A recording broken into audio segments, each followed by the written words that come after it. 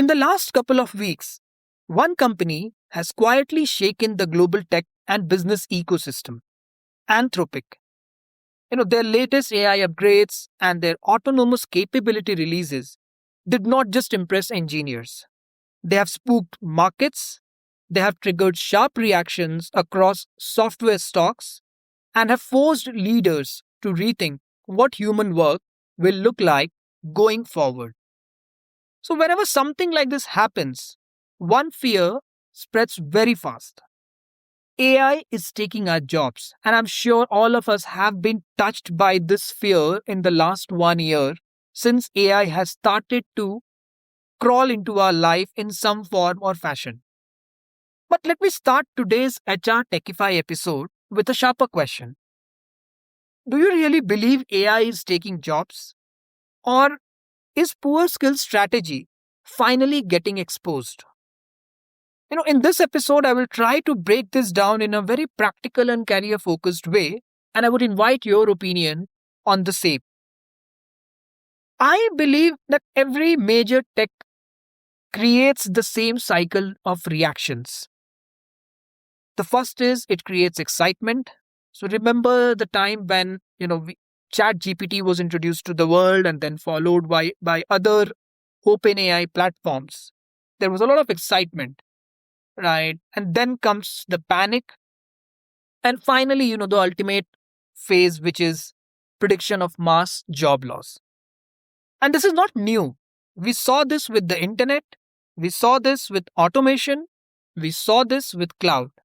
And now we are all witnessing it with advanced AI. But if AI is replacing everyone, I still have a question, and I'm still trying to, and I'm sure I will get an answer for it in the future, in the coming future.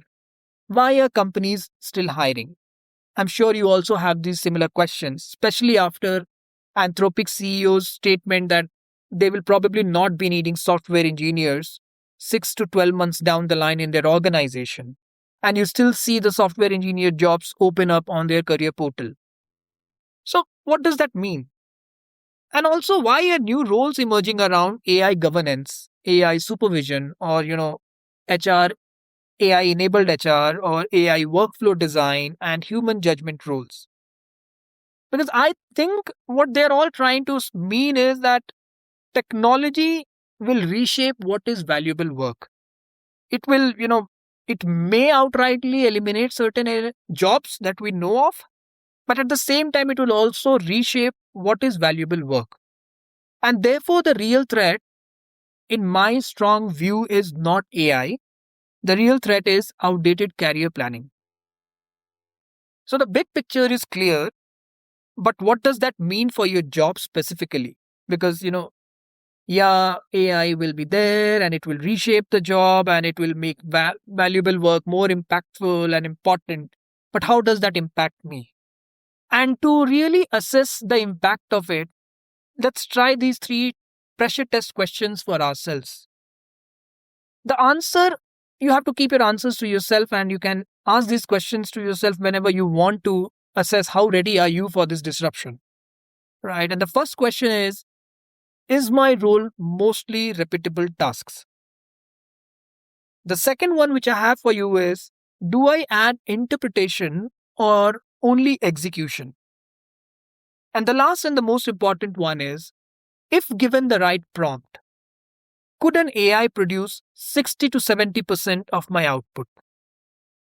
Now, if these questions and the answers to these questions make you uncomfortable, I think it's a good thing for you, because that's awareness and that's step 1 for you.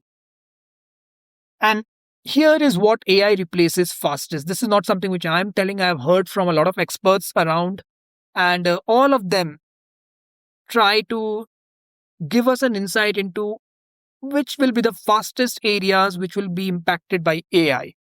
And it is tasks which are repeatable, tasks which are rule based, pattern driven, and low judgment. But still, then the question is, but what remains strongly human? And I personally think that decision making, stakeholder management, conflict resolution, culture building, ethical trade-offs, or even contextual judgment, they will continue to remain strongly human. And therefore, AI will replace the tasks, but it will not replace the ownership. All it will help you and assist you is with generating options.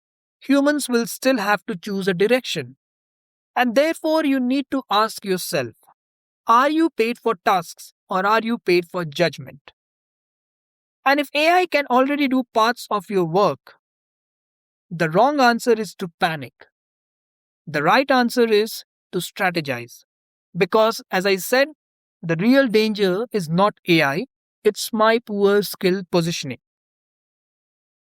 It is a bad skill strategy to not know what do I need to learn to make myself ready for this disruption. For example, what is a weak strategy? I'll just become better at what I already do. Uh, or maybe, I will ignore AI, it's all hype and it will die down over a period of time. Or I will only learn tools. How do I use ChatGPT or maybe the plugins which Anthropic in their cloud cowork they have introduced, right? And I will not put a lot of effort in thinking because all of the thinking has to be done by the tool. However, shift from that mindset to a strong strategy mindset and ask yourselves, how do I move closer to decision making? How do I make myself cross functional? Or, how do I combine, if possible, domain plus analytics plus influence in the job that I am performing? And these reflection questions for you will actually help you understand, are you upgrading your tools or are you upgrading your thinking?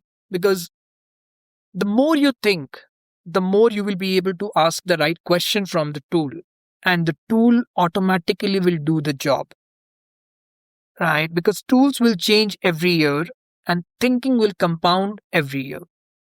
So the obvious next question is, what should we build instead? Let me give you a simple future ready skill framework you can start using immediately. First is, build and focus on hybrid capability. You need to be domain expert, you need to be data, you need to be very comfortable with data, you need to have absolute clarity on your communication, right? The second is judgment skills. I think come what may, whatever the technology, whatever the evolution of stage of AI we reach in, judgment skills will always be under the control of humans. It will allow you to do an scenario evaluation, trade-off decisions, risk sensing, business context understanding. The third piece is, human advantage skills. I mean, coaching conversations, trust building, handling resistance, leading change. Now, these are deeply human and highly durable.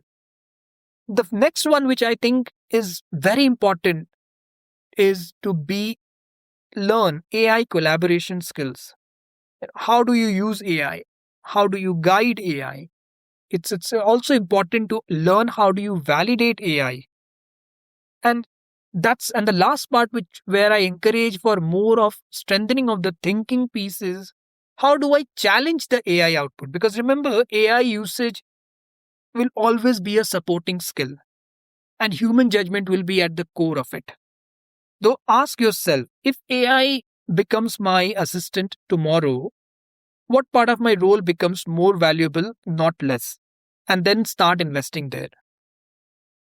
So yeah, that's that there from me. I just want to close this with HR Techify thought, which is, AI is not here to take your job. It is here to test your relevance. Careers will not be divided into technical versus non-technical. They will now rather be divided into reactive professionals and adaptive professionals. Don't panic. Don't build panic. Build positioning. Don't start chasing tools that if I learn multiple tools, I will be more useful for the organization. Uh, Build judgments.